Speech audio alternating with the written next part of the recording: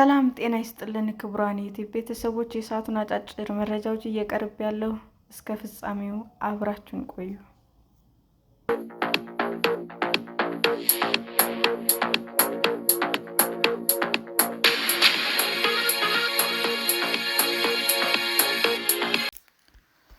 ማረጥ ከመርሳት በሽታ ጋር የሚመሳሰል የአእምሮ ለውጥ እንደሚያመጣ ጥናቱ ጠቆመ። ማረጥ አልዛይመርስ ከተሰኘው የመርሳት በሽታ ጋር የሚመሳሰል የአእምሮ ለውጥ እንደሚያመጣ በዩናይትድ ኪንግደም የተሰራ ግዙፍ ጥናት ጠቆመ።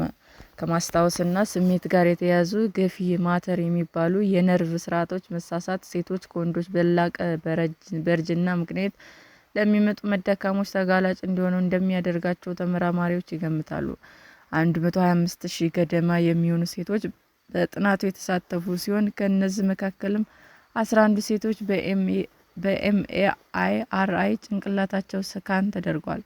ሳይኮሎጂካል ሜዲሲን የተባለው ጋዜጣ ላይ የተለጠፈው የጥናቱ ውጤትም እንደሚያሳየው የሆርሞን መተካት ሕክምናን በማከናወን የግሬ ማተር መሳሳት መከላከል አይችልም። የጥናቱ ከፍተኛ ጸሐፊ የሆኑት የካምብሪጅ ዩኒቨርሲቲ ፕሮፌሰር ባርባራ ሳኪያ እንደሚሉት ይህንን ልዩነት ያየንበት የአእምሮ ክፍል ነው በአልዛይመርስ በሽታ ተጠቂ የሚሆነው። ማረጤስ ሴቶች ተጋላጭ እንዲሆኑ ሊያደርግ ይችላል። ሙሉ በሙሉ ምስሉን ባያሳይም ለምን ሴቶች ከወንዶች እጥፍ በእርጅና ምክንያት ለሚመጡ የአእምሮ መዳከሞች ይጋለጣሉ የሚለውን ያብራራል። የአእምሮ ለውጡ ሂፖካምፐስ የተባለው ለማስታወስና ለመማር በሚጠቅመው የአእምሮ ክፍል ላይ የሚከሰት ነው። አልፎም ኢንተርናል ኮርቴክስ የተባለው ለትውስትና አካባቢን ለመዳሰስ የሚጠቅመው ክፍልም ለውጥ ሊመጣበት ይችላል።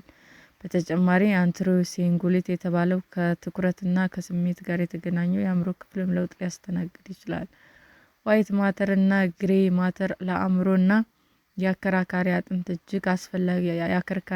እጅግ አስፈላጊ የሚባሉ የነርቭ ስርዓቶች ክፍሎች ናቸው። የእንግሊዝ ጤና አገልግሎት መምሪያ እንደሚለው የሆርሞን መተካት ሕክምና የማረጥ ምልክት ሆኖ ሊታይ ይችላል። አጥኚዎቹ እንደሚሉት ማረጥና የሆርሞን መተካት ሕክምና አእምሮ የማስታወስ አቅምና ስሜት ላይ ያላቸው ተጽዕኖ ምንድነው የሚለው ተጨማሪ ምርምር ይሻል።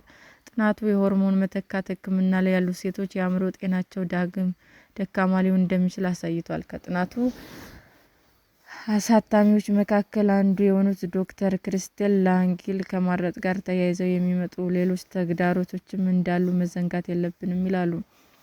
ሁላችንም በማረጥ ላይ ያሉ ሴቶችን ለሚያሳዩ አካላዊ ለውጥም ብቻ ሳይሆን ለአእምሮ ጤናቸው ልናስብ ይገባል። በዚህ ሂደት ውስጥ እንዳሉ መናገር እና እርዳታ ጠይቂ የሚያሳፍር ነገር አይደለም ብለዋል። ሰላም ጤና ይስጥልን ውድ የዩቲዩብ ቤተሰቦቼ እንዴት ናችሁ? አዲስ ጀማሪ ነኝና ሰብስክራይብ ያደረጋችሁ አበረታቱኝ። አመሰግናለሁ።